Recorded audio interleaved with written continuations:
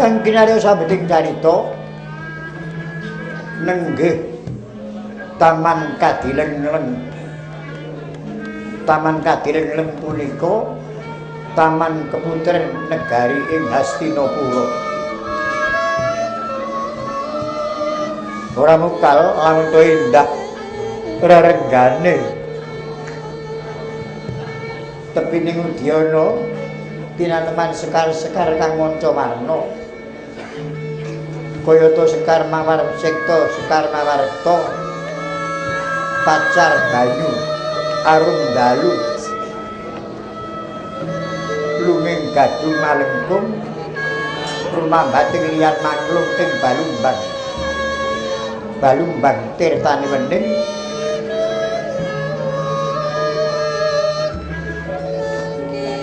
denone waderbang dumunung sak sela-selaning karang.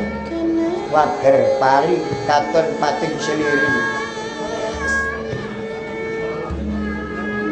Nalika semanten ingkang angrenggani Taman Kadilengleng garwa Prameswari Narendra Mestina Prabu Duryudana ingkang asesilih Kusuma Ratu Banawati. Duenguni putri saking Mandaraka.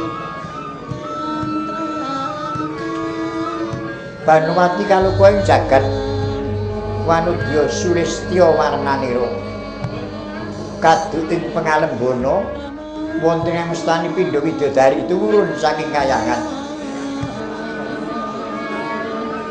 Pranyata lamun Kacandra kurang candra luwih rupa. Dedeg piatek semu pideksa kajejeraken priyantun ingkang lemu boten ketingal kuru. Lamun jejer tiyang ingkang kuru boten ketingal kelemon. Jejer tiyang ingkang cendhek boten ketingal kinggileng. Jejer ingkang inggil boten ketingal kecendheken. Dedeg ngringing sumsang polatan damar kanginan. Dasar pengawak banyu buaya teja. Musika jenar gilar-gilar kaya kencara sinangling. Rikma memak ngembang bakung ireng meles semune ijo. sesinong pating celekendrum pindha tinata mungging laraban.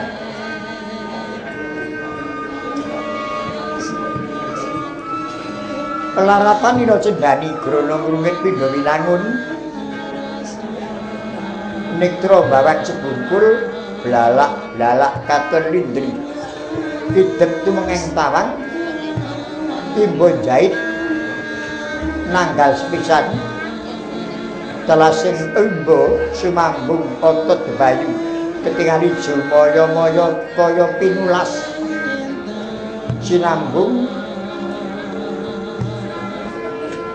budek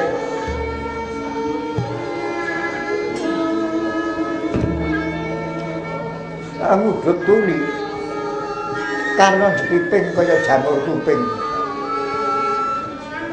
pangarasan duwen sak juwin lati manggis karengan semu cupet ngandhap parandene kinarya ngendika datan cewet waja gumebyar kaya mutiara rinonce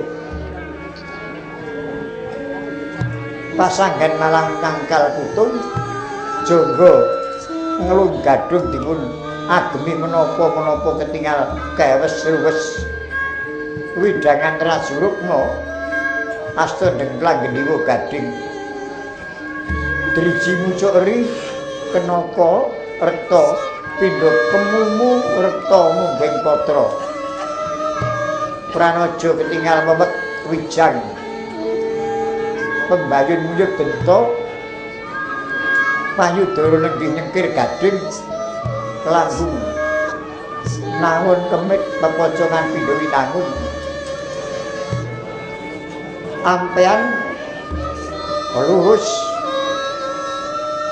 ketimpulan tial ngemanak tungkak bunder kaya dibubut warnane ambang jambu delamaan gamparan gading jejengkolane subuh rintik-rintik kaya sirahe ula cabe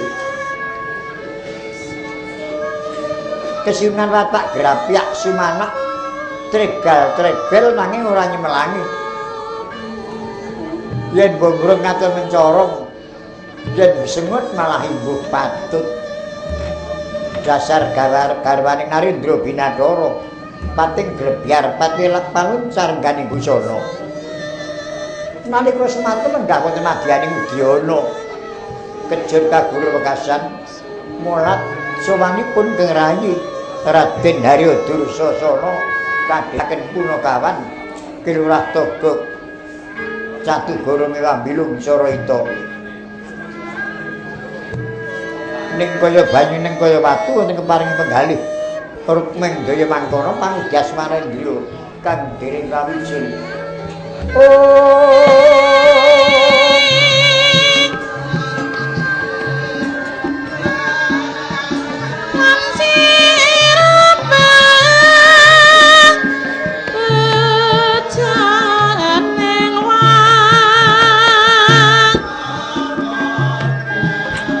Nalariro kan katalangan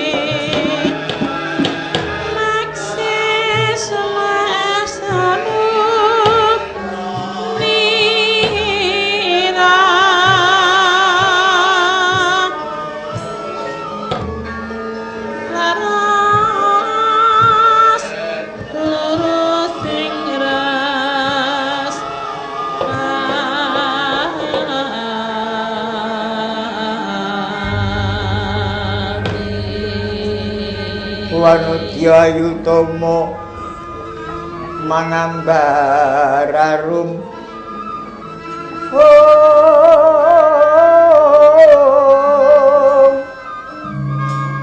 Mangambararum ing kasuma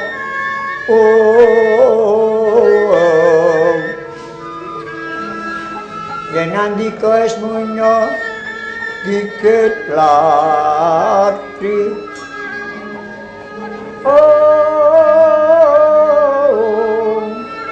esmunya anu jiwat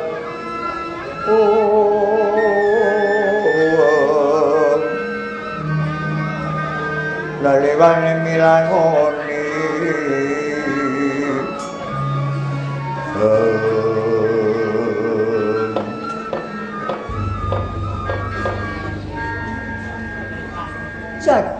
jagat dewa Bathara lamun ora sisih pandulu kaya iki kadangku Dimas Dursasana durung ngantos santara suwe Dimas padha Kandhira Harja sowanmu ana ngarepanipun Kakang iya dahat kapundi diwinampi sabdanipun kanggo Ratu Banwasti ruwentahi Kang Rayi Dursasana pangandikanipun kanggo Ratu kula pundi mestaka dados jimat lho. Kanggo Ratu mundhut priksa pisuwan kula. Pangestunipun kanggo Ratu mboten mangke sampe kala sowan kula. Sembah pangabekti kula kunjuk lho. Iya Dursasana tak trima ya Dimas. Toko wonten pangandika kadhawuh Gusti Ratu. Kowe uga padha Kandhira Harja Toko. Pangestunipun Gusti Ratu wilujeng bekti kula kunjuk. Ya Toko tak trima ya kok. Bilung semono uga padha Raharja. Nane Ndara Harja sowan kula. Bekti kula kunjuk. Tak tampa ya kono ora ya kono bisa yo matur ke bekti tampa ya kono ora ya kono perlangsung bekti iki kono wujute ngono kok timbali karo sesembahan kok sembrono kakangipun Kakang Dimas Dursasana ana wigati apa jeneng para teka nusanipun Kakang saka penemuku kelenggan iki negara Sina ana kewajiban ingkang kudu disangkul para satriya dumadine prang Bratayuda Jaya pinangun pancene Dimas Dursasana ora kudu mati paprangan ora-orane ya nang pakuwon so kami dadane Kang Sinuwun lah kok malah bali ana taman ana wigati apa Dursasana iki kebareng munjuk atur sanipun kanggo Ratu sewu lepat nyuwun pangaksama iya kula sowan kanggo Ratu menika mboten pikajengan kula piyambak dawuh timbalanipun Koko Prabu Duryudana kula kadhang mangsul wonten taman Kadilengleng jagi kawilujenganipun kanggo Ratu mekaten. Tobat. Apa nek Barowati iki ora dijaga, ora slamet ngono apa piye? Wah menika mboten ngertos kula. Kula menika namung sak drimi-nampi dawuh. Arep mengki napa dawuh pancene wis bisa mikir kowe kuwi pangeran sepuh gegedhuk negara Ngastina. Kelenggan iki negara Sina akeh ana jroning bebaya. Pancene kudu kowe ndepani paprangan. Lah kok glibat-glibet ana taman Kadilengleng. Sing ora ngerti ta kowe iki jireh getek wedi mati. Oh, perkawis tiyang mestani ngaten. Ayo kajengipun sak uni-unine ngoten. Tiyang mboten remen niku anggenipun muni nggih puncak karepe dhewe-dhewe. Nanging kula sowan kanggo menika kadhawuhan Koko Prabu. Ya ngono to, Kok? Nggih, nggih. Nggih, Ora karo kowe iki. karo kuwi ora nurung karo aku ngono. Kowe ora kanggo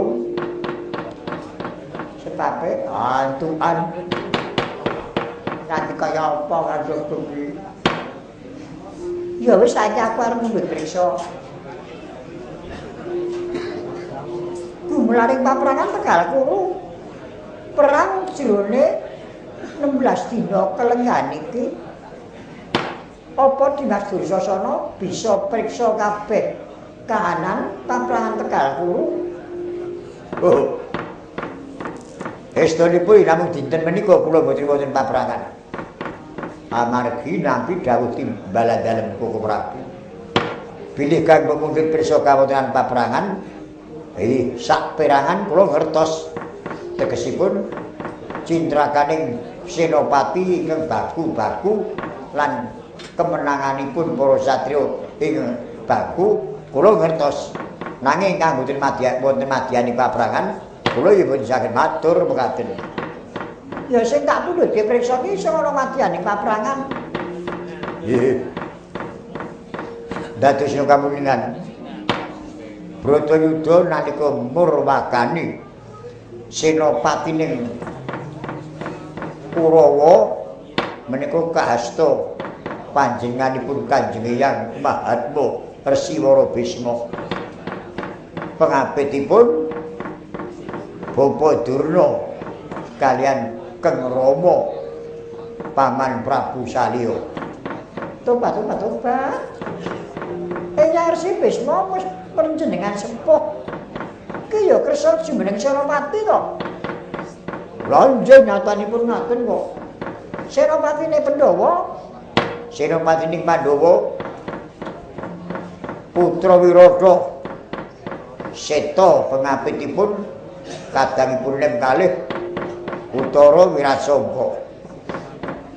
Uttara Wirasangka pejah sangasanipun Keng Rama Paman Prabu Mandaraka lan Paman Durna. tobat, Eyang Uttara Wirasangka tekaning pati malah saka astane Kanjeng Rama apa dene Paman Durna. Nggih. Hari kowe Hyang Resi Bisma kalih Seta niku le perang 7 dina dhewe. Entek-entek wektu dhewe. Nanging diguring temah Seta pecah madyan paprangan. Eyang Seta Nggih. tobat. Muga-muga Bathara maringi kanugrahan. Sawane ana ngersani ngayuraning Bathara diparingi marga gampang. Ditampur labuhane becik nalika dumadi urung jagat raya. Diparingi pangapura kabeh kaluputane. Diparengake cinaket dening Hyang Widiwasa pinaringan rasa mulya lahir batin. Sareng Seta pecah Pandhawa boten nidhep isin. Ndadekake Senopati putri nggih niku Wara Srikandi. Diajeng Wara Srikandi dadi Senopati nggih. Hyang Bisma majeng dhateng paprangan diajeng pun sepuh jejering wong lanang niku padha mau. Angge prisa wong ayu kisruh. Saknanika Hyang Bisma seda saking astanipun Wara Srikandi. Kuwi kena dienggo gawe turadha Dursasana. Wanodya wae semono kekentilane. Tur bisa nyirnake senopati gegedhuk senopatine Kurawa. Lah kok kowe ku gagah gedhe dhuwur tur pangeran. Lah kok ndelak-ndelik. Kula niki mboten ndelik. Kula menika kadhawan jagi kakanggo. Aku lagi jaga ora apa-apa. Lho menika dawuh dalem kok. Sakwise Kanjeng Hyang Seta seda. Nah, Maha Senopati Ngastina dipun pasrahaken Bapa Durna. Paman Durna. Nggih, Senopati perang Maha Senopati kali Senopati perang niku beda. Maha Senopati niku sing menang gawe gelaring perang. Nek Senopati perang niku sing dadi manggala. boten madyaning paprangan. Iya. Sareng Pamandura sing dadi Maha Senopati damel gelaring aprang dirodo meta tegese gajah ngamuk ingkang dados telale Yayi Prabu Bogodenta kaliyan kadangipun Gerdopati Patiwersaya Bogodenta titianipun Gajah Murdaningkum garwanipun Murdaningsih pecah saking tanganing Janaka. Dimas Janaka sing mateni Bogodenta nggih. Ora-orane ana para Kurawa menang karo Janaka. Dimas Janaka kagek dewa wae minta Sraya apa meneh kok musuh Kurawa. Lho iya apa ora? Nggih. Nggih. Gerdopati Patiwersaya damel gelar perang Garuda Biya dirodo meta risak lajeng Garuda Biya nanging wingking Garuda Biya gelar perang Cakrabya Garuda Biya menika saged misahaken Werkudara lan Janaka saking paprangan. Lajeng gelar perang Cakra maju kantun kirang sak ranggean bisa nyekel Kuntadewa. Lah kok dadi Angkawijaya rekutuk ngamuk. Senadyan Angkawijaya mboten mung pecah mboten madyaning paprangan nanging pengamukipun Angkawijaya menika ugi kathah kurbaning para Kurawa saking pengamukipun Angkawijaya lan murungaken anggenipun Kurawa badhe mikut Puntadewa. Anak kula nang Angkawijaya tekaning pati. Sapa sing mateni Dipun ranjak. Wong akeh sing mateni. Tobat-tobat panjenengan Kurawa ora dibisin. Angkawijaya ora pembasane banjur iki sore. Majur mati adi paprangan kok matine diranjak. Mun aku nang dados kamuningan. Sakderengipun pecah lho. Angkawijaya senajan ora jarak kerise nyampe Dakumara. Dakumara nggih pecah. Dakumara tekaning pati. Kula nuwun iki. Ya ben ora wong tuwa. Nek wong tuwa ora pancene ora bakal ana sambekala. Bocah goblok. Cenanangan nang adigane paprangan. Lah temen iso njogo ya kaya ngono kuwi. Janaka pisah niku wau iso mateni Gerdopati. Dadi Gerdopati pancen arep mateni Janaka, malah Gerdopati sing dipateni Janaka. Mangsa ono sing menang karo Janaka. Persaya pecah saking Werkudara. Sareng wangsul teng paprangan krungu nek Angkawijaya mati Janaka nibak Prastya. Dina iki ora iso mateni sing mateni Angkawijaya trima mati obong. Jalaran wonten peradilan nek sing mateni Jayadrata. Jalaran Angkawijaya ambruk niku ditibani godha kali Jayadrata. Dadi Janaka ngancam patine Jayadrata. Nggih. Pun direka Jayadrata niku. Dikapang, dikempung prajurit nganti bebasane digedhong waja. Prajurit Ngastina kon glungan kabeh. Dadi prajurit Ngastina kaya sinden niku. Ora glunce dilan kabeh. Jayadrata malah ngure rikma. Mboten kenging gelungan. Sing dikesaki Pamandura ben Janaka kisruh ning goleki Jayadrata. Ha niki watak Janaka kalih Kresna saged ngreka daya. Sengenge niku yo maklap ilang. Penganggepe Jayadrata niku pun surut metu saking pabarisan Beteng Waja niku. Wah, dipanah kali Janaka tupil del gulune. Jayadrata mati karo Janaka. Inggih. Ora menang juga nek karo Janaka. Ya kaya ngono kuwi sing ora dijaluk. Nggih. Sak pejahipun Jayadrata senopati perang Windandini Nara Nurwenda. Pecah saking tangane Sirkandi. Susarma sing bantu Paman Durna. Pecah dipateni Werkudara. Paman Durna majeng wonten madyaning paprangan. Paman Durna pendak ana madyaning paprangan, Mbah. Jroning Paman Durna niku ngamuk wonten kabar nek Swatama niku mati. Bingung Paman Durna. Satemah Paman Durna saged dijulung tungkul pateni Trusna Jumena. Ya kaya ngono kuwi sing jalu Pendhita Durna. Atege bapak guru ning bajine Silatan.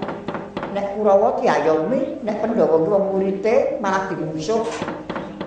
Lho iya ora Dursasana.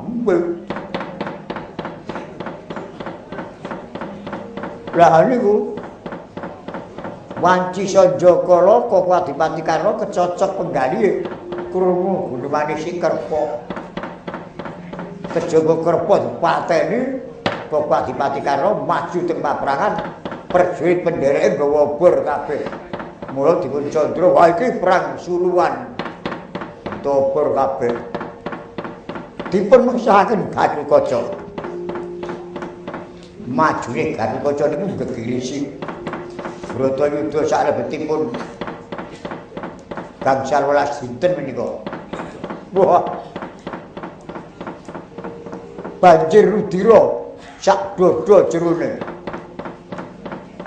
Carah bangke pathuk balung krikil untu ganggenge rambut. Jalaran buta balane Gatotkaca, buta balane Koko Adipati Karna dipateni Gatotkaca kabeh.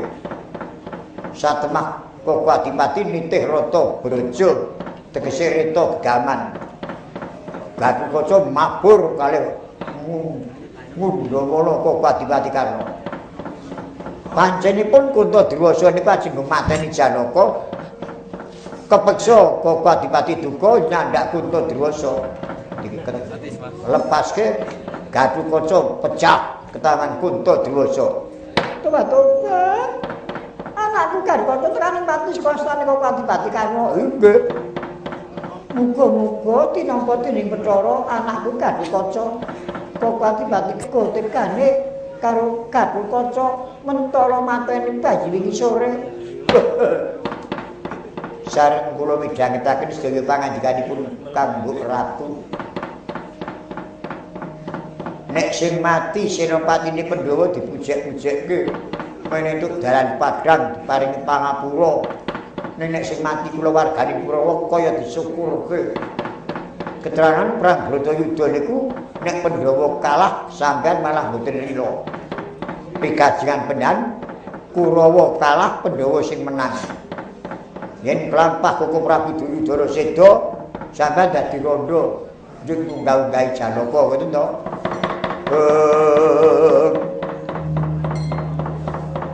Nalarira kang katangan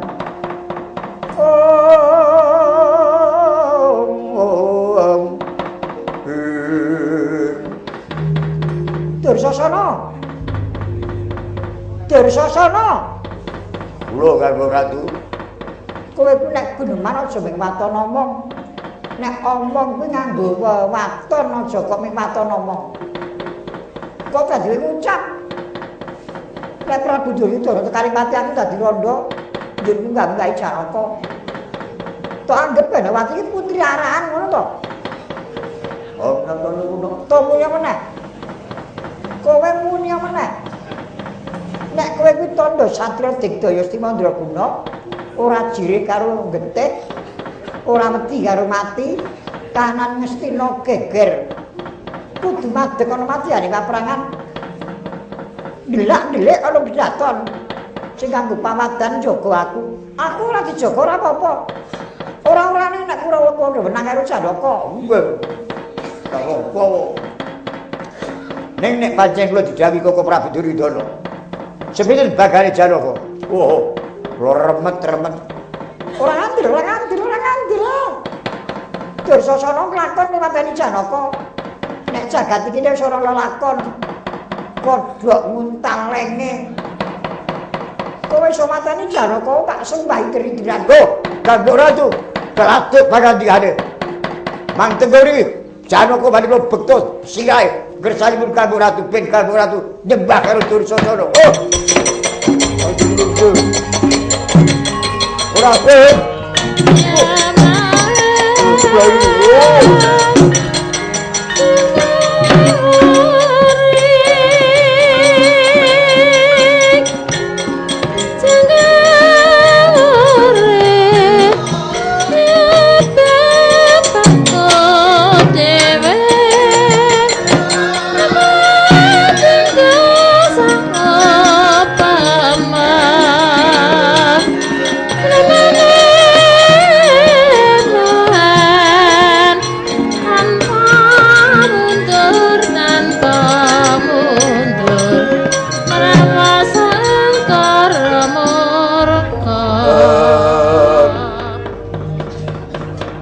Langing dia mangun mangungkum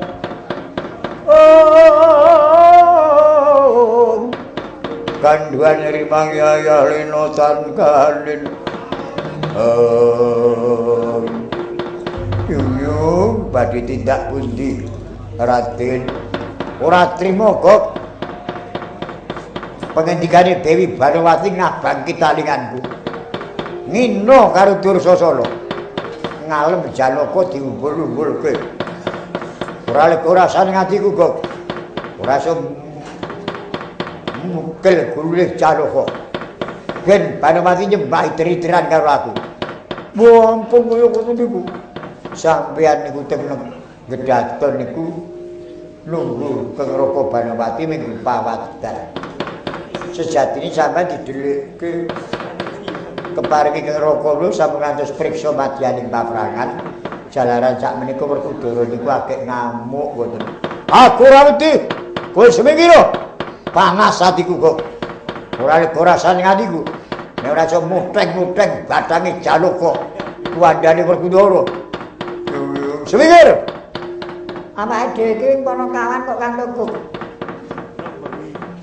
Sing didereke surat nggugu ya wis to. Lah nek menang Gustimu mukti awake dhewe ngeyup. Nek Gustimu kalah mati awake dhewe lari. Wadawu. Kowe iki jiwamu jiwa tembe. Nek Gustine kalah kepasile bela ora aku. Seminggu. Dunyo ora perlu digawe becik kok lho. Wis sekit kok kajuan wae. Babang sineng kang godhek wok simbar dodo.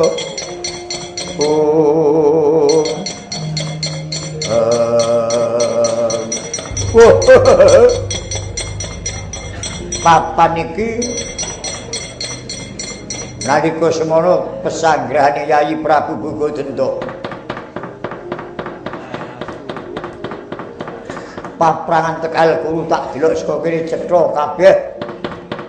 Kae pakuwone Werkudara. Werkudara ora nang jero pakuwon nanging ana jaban pakuwon.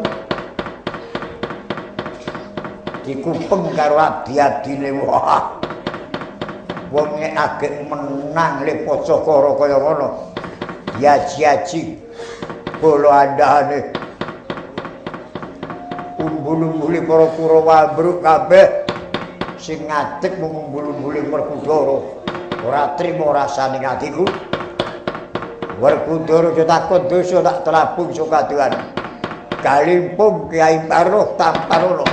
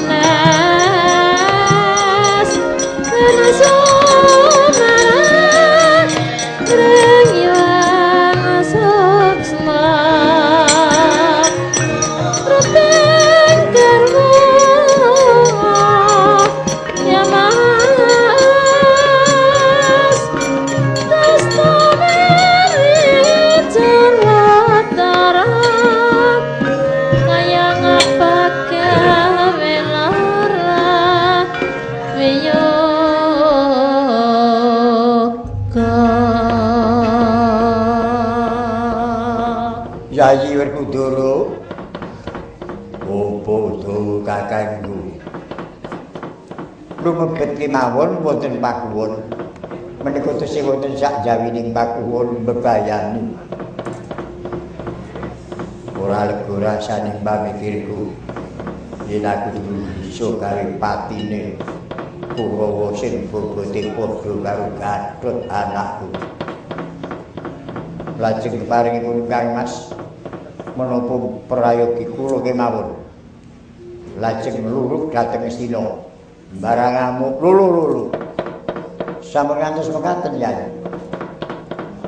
Sampeyan barang amuk ora ana sing nanggap.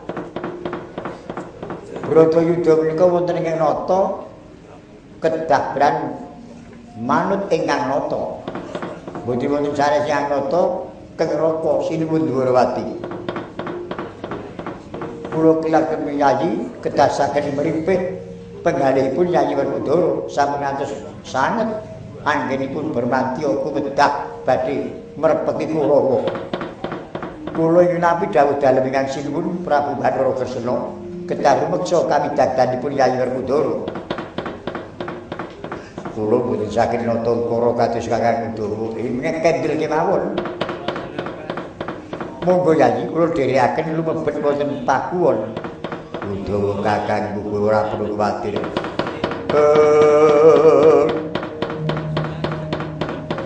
Leng-lenging driya mangun mangu wung wang. Oh, winangun kang lagi mangeni. Kacarita Dian Werkudara. Datan kepareng manjing sak lebeting pakuwon. Menawi dereng saged ngirnaken Kurawa ingkang bobotipun dipunanggep sami kelayan Gatwaca.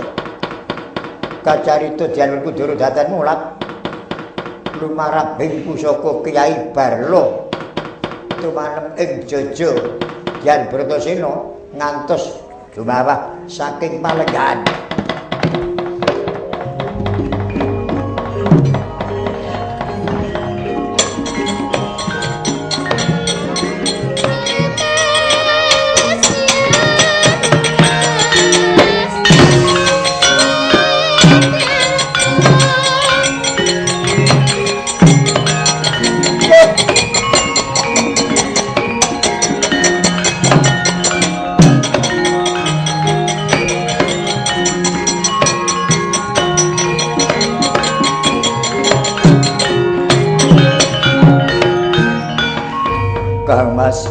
Kang Mas Werkudara kados pundi Kang Mas kula atur inget Kang Mas. Yayi Werkudara kula atur inget Yayi. Kowe aja padha nangis, aku ora apa-apa. Mboten menapa-menapa to? Ora apa-apa, mung kaget. Syukur mangayu bagya. Dados Gusti Raden Werkudara mboten menapa-menapa. Ora aduh. Syukur mangawi gena. Lek ngomong ya syukur kok mangawi gena iki. Panjenenipun badhe tiru-tiru sing do pinter omong niku. Keparipun Kang Mas kados pundi? Aku banjur nibo saka Palenggan. Mung butuh arep ngerti sapa sing culika tumindake. Lepas ki gaman saka kaduan. Mula prayoga malah sak tangisana ben dianggep aku mati. Perlu mengko nek krungu wong nangis dheweke rak banjur ketok sing gawe cintra kuwi. Terus puji Kakang Udawa, wah niki malah penggawean sing boten gampang niki. Kok niku nek pancen ora nangis kon nangis angel. Kudu ahli drama. Nek boten seni drama boten saged. Ora padha mung dhewe-dhewe kek nangis. Oh nggih. Nangis Yayi Setyaki sak saged-saged nangis. Oh Yayi Werkudara. Kula atur inget Yayi. Wah, kula boten saged nangis niku. Ya wis waton nangis. Kang Mas.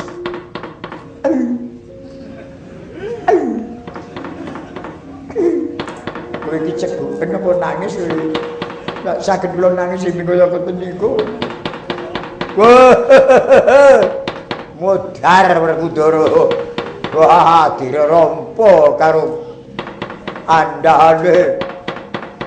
Ora mati sakar mudhar papan Werkudara. Aku wis krungu suarane wong kang semune gumbira pikire sengkak noleh nangis ben teko kapan. Kowe iki monggo ya Istiaki disengkak ngene nangis men gek rampung. Kayi ayi kuature kayi Kang Mas kados puji Kang Mas. Werkudara sejak tugel bulu kene berkali mati.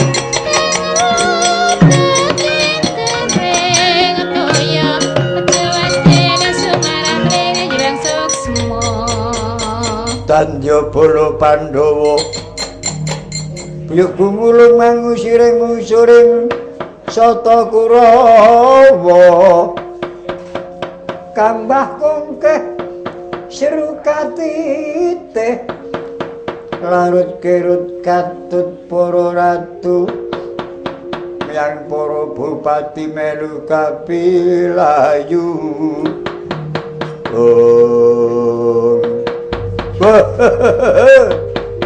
Darani mudhar Werkudara. Jebul isih urip drun.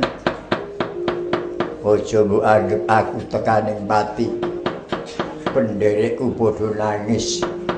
Pancen tak dawuhi supaya ingkang nelabung aku ketok ora ngira babar pisan jebul Dursasana kakangku ingkang culika tumindake. Nglepaske gaman saka kaduan. Yo aku ora kumbi, pancen aku sing butuh arep mateni kowe. Rene kowe durung mati ketiban gamanku. Ayo tandingono Dursasana. Tangkep jojo kantaran bau, genti milang tatu. Najan ala tekonmu, nanging kowe iki sedulurku tuwa, tak eman. Kowe tanding karo Werkudara kena. Werkudara senopati. Kowe kudu dadi senopati. Nek kowe senopati ana tandha senopati. Puspitari nonce kumalu ngono janggamu. Rene kowe urung ana tandha senopati. Pertandha ngono maju iki ora entuk rilaning penggalih Duryudana kakangku. Aku isih eling nek kowe iki sedulurku tuwa. Nek kowe mati dudu matine senopati. Ora bakal entuk pengalem ngono najan kuwi menang. Ora bakal ana pigulane. Patune ora wani dadak kakean bumus. Dudu senopati wantun aku wani karo kowe ngopo Werkudara. Nanging umpamane kowe iki wedi karo aku ora jeneng mokal ro Werkudara. Mergo kowe iki arep gagah gedhe kothong tanpa isi. Beda Dursasana sugih jimat kemat aji jaya. Sakarmu ngomong mesti rawani to kowe. Mergo kowe iki pancen jireh reh ora mokal kowe anake Pandu nangeng cangkem.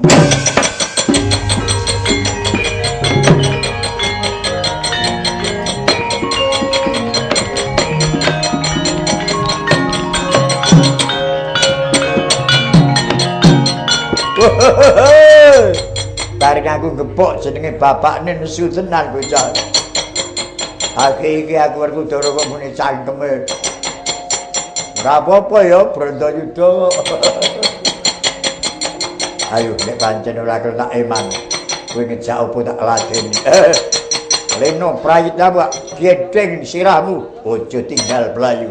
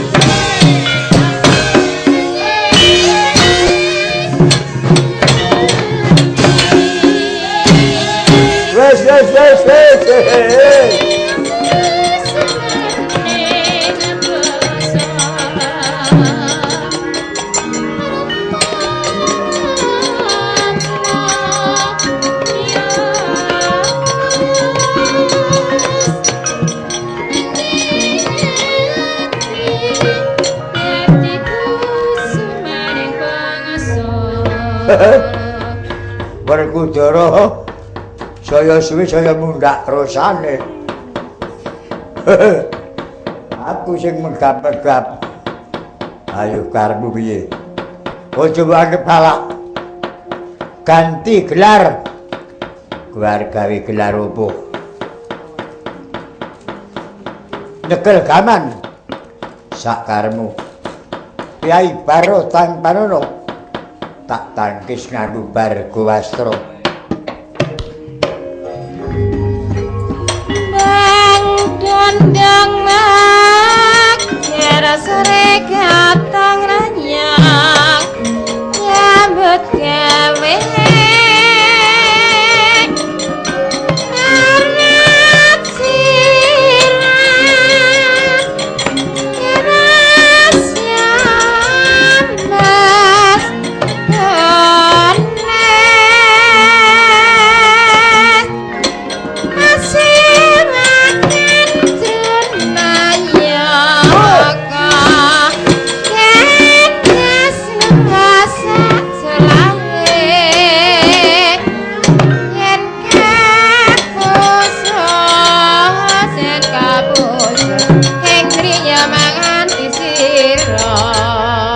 Rame denya Bandayuda.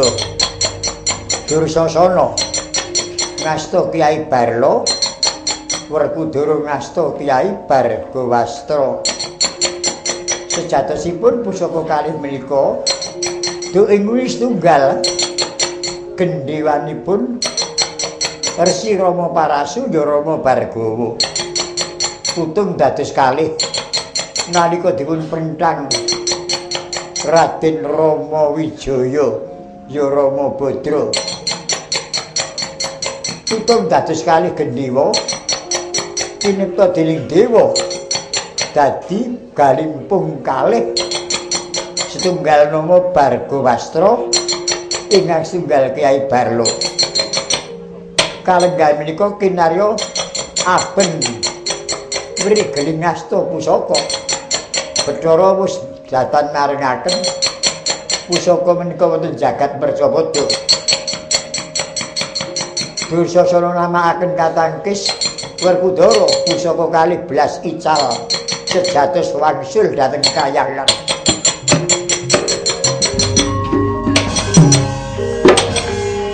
Oh!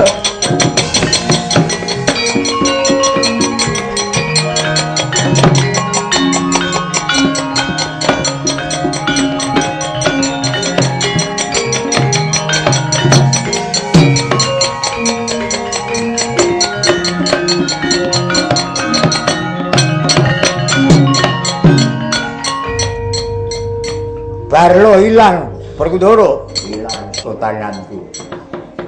Yen ngono keparingi Bathara pancen wis ora diparingke dadi gamanmu utawa gamanku. Karepmu piye? Ayo ganti gelar.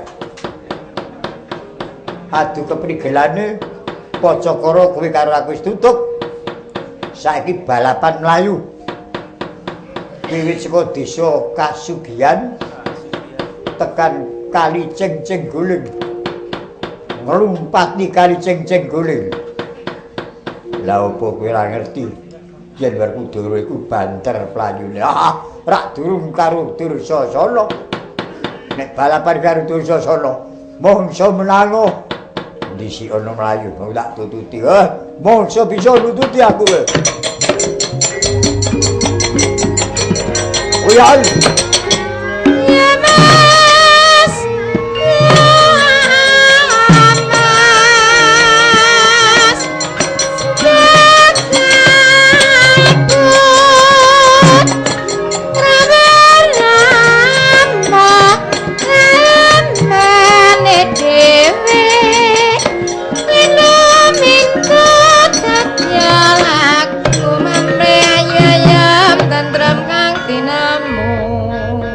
Kadangipun Kakang Dimas Werkudara.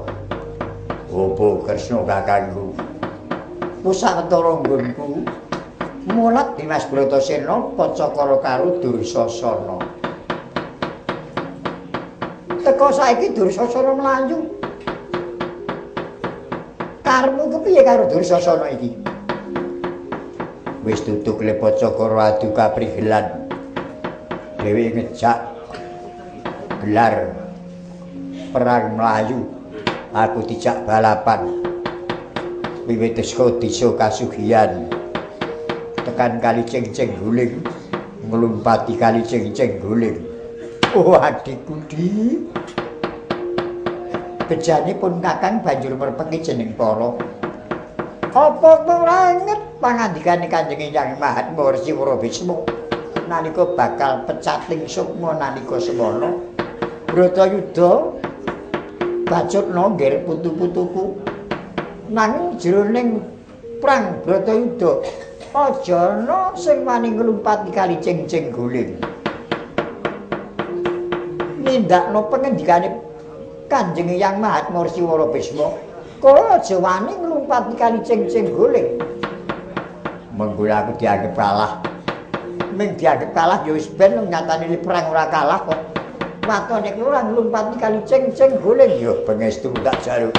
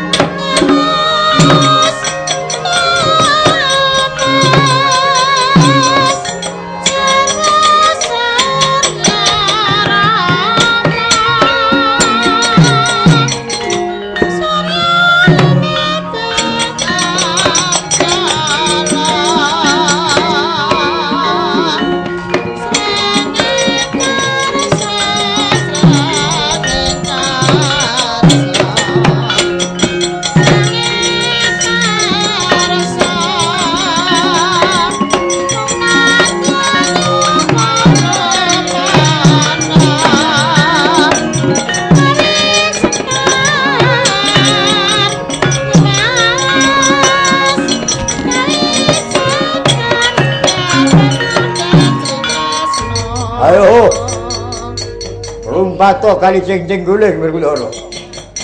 Urung tekan tambining kali kene tak jengkangke kecemplung telenging Kali Cengceng Guling geblebek mudar. Ayo nututono. Perang kowe cah cilik lumpat-lumpatan. Ora sudi aku. Padune ora tayeng. Padune ora wani. Sakaremu kowe nguli. Ora jeneng mukal Werkudara, Werkudara.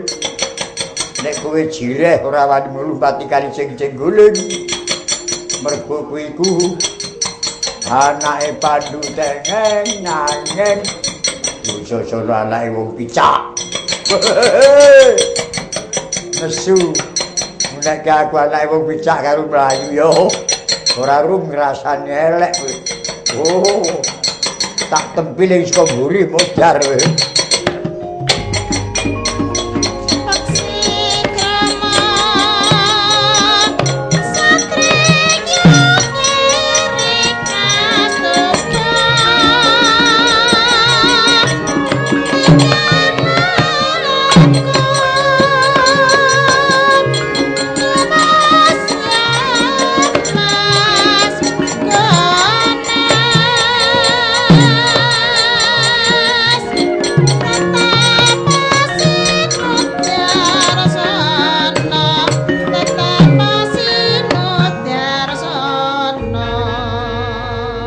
Punika warnanipun sukmanipun Ki Tarka tuwin Ki Sarka. Nalika semanten tukang satang baita ingkang wonten kali cing-cing guling. Pejah saking tanganing Dursasana dipun peksa supados dados kurban utawi tawur natkala semanten. Yitmanipun datan sowan mirsani Hyang Widiwasa nanging teksih wonten jagat mercapada dereng trimah bilih boten males Hyang Dursasana. Rukmeng daya panudhas maraning driya. Adi Sarka apa Kakang Tarka? Kalenggan iki titi mangsa kowe karo aku. Males nudi tuwuh. Kowe karo aku tekaning pati mergo dijiat karo Dursasana. Nalika semana ragamu dienggo gawe tawur, dienggo gawe kurban supaya Bratayuda Kurawa menang. Nanging aku ora trima, jerone aku dadi tukang satang. Penguripanku ora tau diurus karo Kurawa, tekaning ndata kok dadi aku dipeksa kudu aku dadi kurban. Mula aku ora perlu sowan Sari Hyang Widiwasa dhisik nek durung gawe cilakan Dursasana. Iki Dursasana perang karo Werkudara nglumpat kali ceng-ceng guling. Yo karmu rene kowe karo aku. Sukma dheweke ora ngerti kowe karo aku. Dursasana iku pengapesane anggere rambute kena dijambak. Entek daya kekuatane. Bisane dijambak. Tomponge mengko tak bukake. Ning luwih dhisik nek arep mlumpat sikile jegal. Blesekno nglendut. Tomponge mengko tak bukake ben rikmane gampang dijambak Werkudara. Oh ya, yen mengko aku manut, aku tak ndelik ana nggon lendut ya sing ati-ati ya, Dik.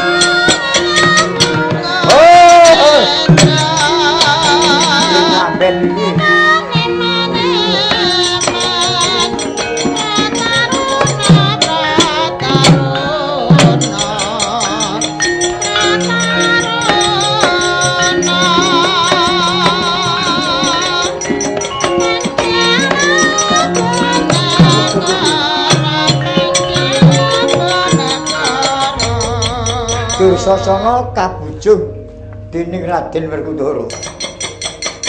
Datan ninten bilih badhe wonten bebaya ingkang ndatengi mlumpat kali ceng-ceng guling. Sakderengipun mlumpat ampeyanira den jegal dening Ki Sarka. Ampeyanira kabresekaken ing ngendut. Topongipun kabikak dening Ki Tarka. Rikma ngrembyah kajambak Hyang Werkudara.